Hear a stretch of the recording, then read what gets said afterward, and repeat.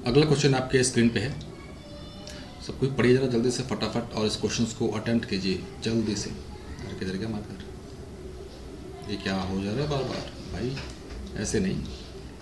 बोल कह रहा है कि एक दुकानदार किसी वस्तु को 10% लाभ पर बेचता है। यदि वह इसे 20% हानि पर बेचता, 20% हानि पर बेचता तो इसका विक्रय मूल्य 180 रुपया कम होता। इस वस्तु का क्रय मूल्य क्या था? इस क्वेश्चन का कंसेप्ट ऑलरेडी आपके पास है, क्योंकि पिछले लेक्चर्स में हम लोग डिस्कस कर चुके हैं इसके बारे में, लेकिन फिर भी चलिए समझिए। सीपी और एसपी, ये ओल्ड और ये न्यू। पहले कितना लाभ हुआ है? 10%। 10% को तोड़े क्या? 10% को तोड़ोगे तो भाई साहब ये 10/100 लिखना, मतलब ये प्रॉफिट है। और प्रॉफिट जब कभी भी होगा, प्रॉफिट या लॉस जब कभी भी होगा, वो तो सीपी के रिस्पेक्ट में होगा। तो ये सीपी तो कितना हो गया अपना, ये सीपी है 100 यूनिट, एसपी कितना हो जाएगा 110 यूनिट। अब बाद में क्या हो रहा है कि यदि वह इसे 20% हानि पर बेचता, 20% हानि पर बेचता तो 20% को तोड़े क्या, 20% को तोड़ेंगे तो भाई 20/100, फिर से वही चीज़, ये ऊपर वाला प्रॉफिट है, लॉस हुआ है आपकी बार, लॉस, तो नीचे वाला सीपी 100। तो यहाँ से अपना जो एसपी आएगा वो कितना आएगा, 80 आएगा। क्लियर है, 80, ये 80। अब ध्यान देना, यहाँ पे समझने वाली चीज़ है क्या, हानि पर बेचता तो इसका विक्रय मूल्य 180 रुपया कम होता। पहले विक्रय मूल्य था 110 रुपया, अब है विक्रय मूल्य 80 रुपया। कितना कम है भाई साहब? 30 यूनिट कम है, 30 यूनिट कम है। वो किसके बराबर दिया हुआ है? 180 के बराबर। एक यूनिट कितना हो जाएगा? एक यूनिट किसके बराबर? अरे बोलते चलो, एक यूनिट 180/30, तो ये 6 आएगा। क्वेश्चन में आपसे पूछ क्या रहा है कि क्रय मूल्य सीपी क्या होगा? सीपी कितना है अपने पास? सीपी है अपने पास 100 यूनिट। 100 यूनिट निकाल लें तो 100 × 6, 600 आंसर। क्लियर है, सिंपल सा क्वेश्चन था, अच्छा क्वेश्चन, कंसेप्चुअल क्वेश्चन था। आगे चलते हैं।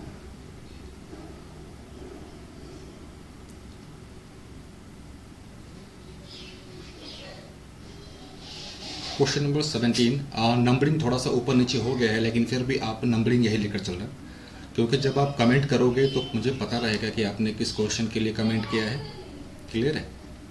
बोल क्या रहा है कि एक व्यक्ति किसी वस्तु को 5% लाभ पर बेचता है।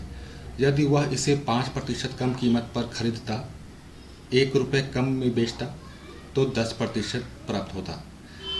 ऐसा बहुत क्वेश्चन कर चुके हैं हम लोग, इसका कंसेप्ट ऑलरेडी आपके पास दिया हुआ है। तो मैं आपसे यही उम्मीद करूंगा कि जिस इसका जो आंसर है आप लोग मुझे कमेंट बॉक्स में दो। सेम चीज़ है, सेम अप्रोच है, जैसे हम लोग अब तक जो भी क्वेश्चन करते आ रहे हैं ना, वो वही कंसेप्ट है, बस थोड़ा सा ट्विस्ट दिया है। आप ट्राई करो, नहीं बनता है तो फिर मैं हूँ ही, मैं आपके लिए हमेशा तैयार हूँ हेल्प करने के लिए। जहाँ तक आप से हेल्प लेना है आप ले लो मुझसे, मैं हमेशा रेडी हूँ।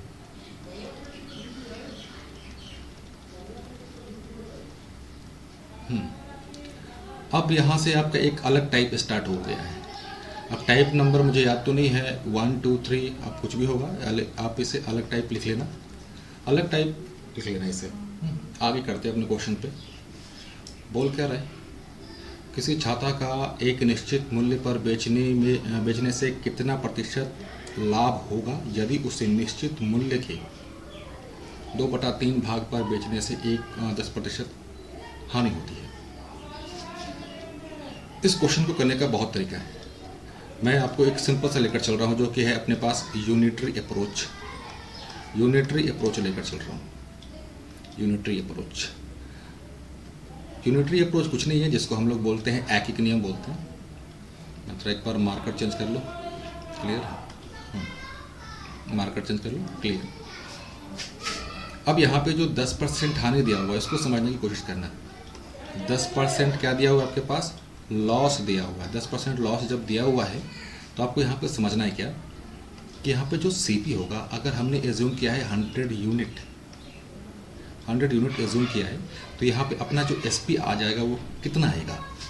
वो आएगा 90 यूनिट। इसमें तो किसी को कोई कन्फ्यूज़न नहीं होना चाहिए, बेसिक सी बातें हैं। अब जब परसेंटेज हम लोग स्टार्ट करते हैं तो वहाँ पे मैं रेशियो के बारे में थोड़ा सा बताता भी हूँ कि ये 2/3 है। 2/3 का मतलब क्या समझना है। 2/3 का मतलब ऊपर वाला क्या होता है भाई साहब, ऊपर वाला मैं हमेशा बोलता हूँ कि वो रिजल्ट होता है, और नीचे वाला क्या होता है भाई साहब, वो टोटल होता है। क्लियर है। मतलब वो चीज़ को, इस पर स्टेटमेंट फिर सुनना, यदि उसे निश्चित मूल्य को 2/3 भाग पर बेचा जाता है, मतलब उसे बेचना था कितने पे, 3 यूनिट पे, लेकिन उसने बेच दिया कितने पे, 2 यूनिट पे। क्लियर है, ये हमेशा ध्यान रखना। उसे बेचना था 3 यूनिट पे, लेकिन उसने बेचा है 2 यूनिट पे बेचा है, ये हमेशा ध्यान रखना। 2 यूनिट पे बेचने पर उसे क्या हुआ है, ये 10% का लॉस हुआ है उसे। क्लियर है। तो भाई 2 यूनिट कितना हो जाएगा अपने पास, 2 यूनिट, ये एसपी वाला रेशियो है सर। उससे 3 भाग में बेचना था, लेकिन उसने बेच दिया 2 भाग में, और बेचने का जो मूल्य है यूनिट है अपने पास 90 है। यहाँ पे कंफ्यूज मत होना।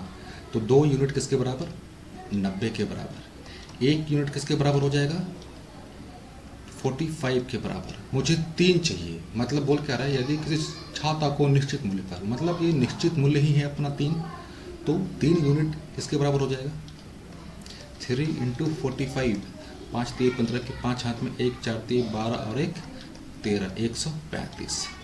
ये अब मेरा आ गया एसपी। और सीपी कितना था, सीपी था मेरे पास 100 यूनिट।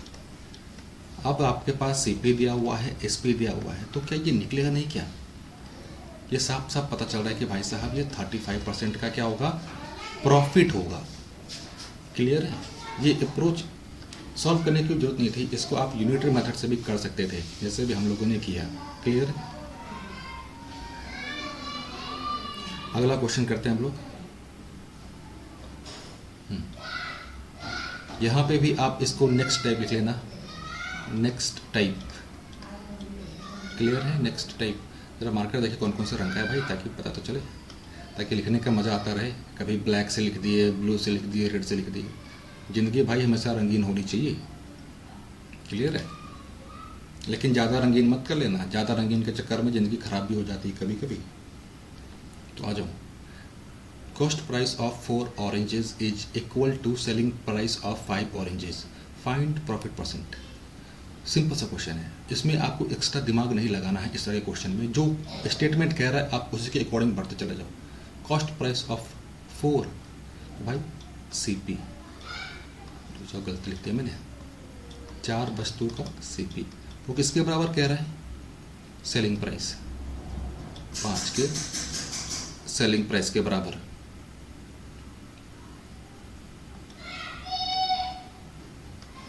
इसमें जो कह रहा है आप उसके अकॉर्डिंग आगे, किधर गया मार्कर यार,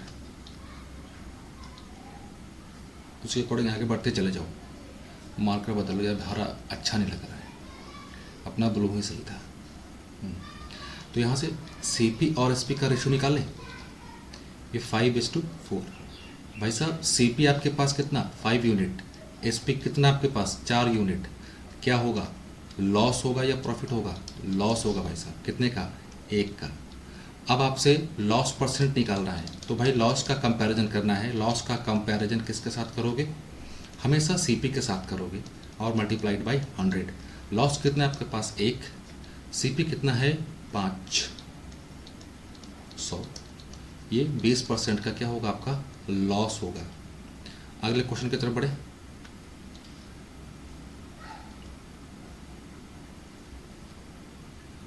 After selling 10 mangoes, a man gets profit that is equal to cost price of 2 mangoes. इस तरह के क्वेश्चन में अधिकतर बच्चे कंफ्यूज होते हैं। इस तरह के क्वेश्चन में अधिकतर बच्चे कंफ्यूज होते हैं, और कंफ्यूजन का जो मेन होता है क्या है कि वो कंफ्यूज क्यों करते हैं, क्योंकि वो रट्टा मार रहे होते हैं। भाई रट्टा नहीं मारना, मैं शुरू से बोलते आ रहा हूँ कि मैथ्स में कोई ट्रिक चीज़ नाम की कुछ ऐसा होता नहीं है। मैथ्स में सिर्फ और सिर्फ होते हैं तो सिर्फ और सिर्फ कंसेप्ट होते हैं, लॉजिक होते हैं। लेकिन आजकल जो ट्रेंड चला हुआ है कि भाई सब कोई भाग रहे हैं ट्रिक के पीछे, ट्रिक के पीछे, ये ट्रिक। मैथ्स में ऐसा कुछ ट्रिक नहीं। अगर आप एक ही क्वेश्चन को अगर 5 बार 6 बार करोगे तो अपने आप ट्रिक तुम्हें खुद आ जाएगा। क्लियर है? बस ये डिपेंड करता है आपके प्रैक्टिस के ऊपर। अगर आप प्रैक्टिस करोगे ही नहीं तो भाई कोई भी ट्रिक काम नहीं आने वाला, क्योंकि अभी जो भी पढ़ रहे हैं हम लोग, अगर क्वेश्चन इसके अकॉर्डिंग आ गया तब तो ठीक, अगर क्वेश्चन नहीं आया तो भाई फंस जाओगे। तो इसीलिए जो मेरा मेन मोटिव होता है वो बेसिकली फोकस होता है कंसेप्ट पे और लॉजिक पे। क्लियर है? इस तरह के क्वेश्चन में आप पहले ये देखो कि आपके पास जो लॉस दिया हुआ है, हानि दिया हुआ है या लाभ दिया हुआ है, वो किसके रेस्पेक्ट में दिया